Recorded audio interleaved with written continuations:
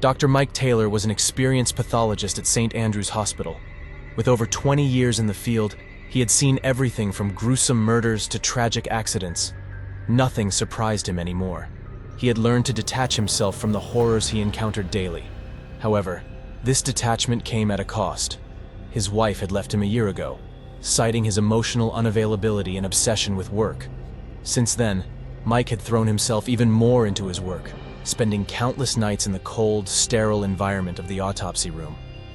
It was a stormy night in late October when Mike received the call. He was about to leave the hospital after a long day when his phone rang. The voice on the other end was that of Detective Laura Henderson, someone he had worked with numerous times. She sounded tense, her voice cutting through the static noise of the storm. "Mike, we've got a case. It's urgent. We need you to perform an autopsy immediately," she said. Mike sighed, grabbing his coat. "Can't it wait until morning? I was just about to head home." "Believe me, I wouldn't call you if it wasn't important. The body was found in an abandoned house on the outskirts of town.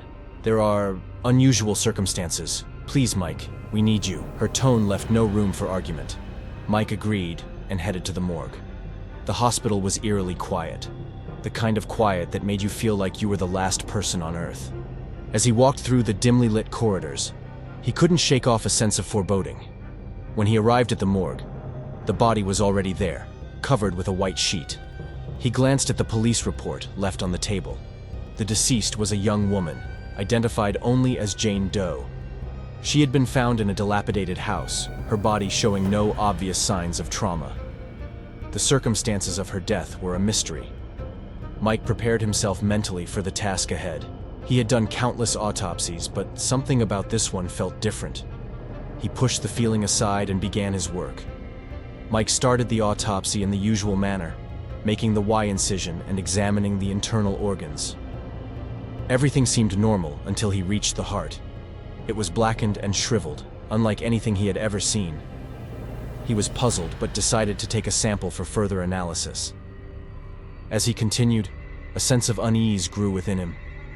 The lights flickered, and he looked up, momentarily distracted.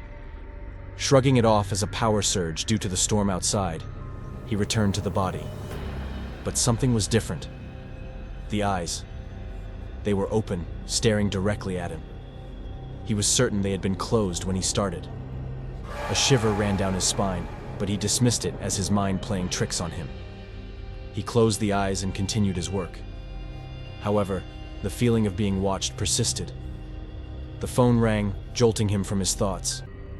It was the hospital administrator. "Dr. Taylor, we've received new information. That body you're working on belonged to a cult member. Be careful. Some strange things have been reported about them." Mike's heart raced. He glanced at the body, now lying still once more. Cults and rituals were not something he believed in, but the uneasy feeling was hard to ignore. He decided to finish quickly and send the samples to the lab. As he was stitching the body, he heard a whisper. It was faint, almost indistinguishable from the sound of the rain outside. He stopped, holding his breath, listening intently. There it was again. A soft, eerie whisper coming from the body. Panic set in. Mike stepped back, his eyes fixed on the corpse. The whispering grew louder, turning into a low, menacing chant. The lights flickered violently, plunging the room into darkness. In the brief flashes of light, Mike saw the body twitching, the mouth moving as if trying to speak. Desperate to get out, he turned towards the door, but it slammed shut on its own. He was trapped. The air grew thick with the stench of decay and something else, something otherworldly. The whispers were now a cacophony, filling the room with an unbearable noise. Mike backed into a corner, his eyes wide with terror. The body sat up, its eyes glowing with an unnatural light. It stared at him, a sinister smile spreading across its face. "You shouldn't have disturbed me," it said in a voice that was both Jane Doe's and something far more ancient and evil. The last thing Mike remembered was the body lunging at him, and then everything went black. When he awoke, he was in a hospital bed, surrounded by concerned colleagues. They told him he had been found unconscious in the morgue, the body of Jane Doe gone without a trace. The autopsy room was in disarray, as if a violent struggle had taken place. Mike never spoke of what happened that night. He resigned from his position shortly after, unable to shake the terror of that encounter. The autopsy room was sealed off, the incident covered up by the hospital administration. But Mike knew the truth, and it haunted him for the rest of his life. Some say that on stormy nights, if you listen closely, you can still hear the whispers of Jane Doe echoing through the halls of St. Andrew's Hospital, a reminder of the horrors that lurk just beyond our understanding. Thanks for watching, everyone. If you enjoyed this story, don't forget to like, subscribe, and hit the notification bell so you never miss an update. What do you think happened to Dr. Mike?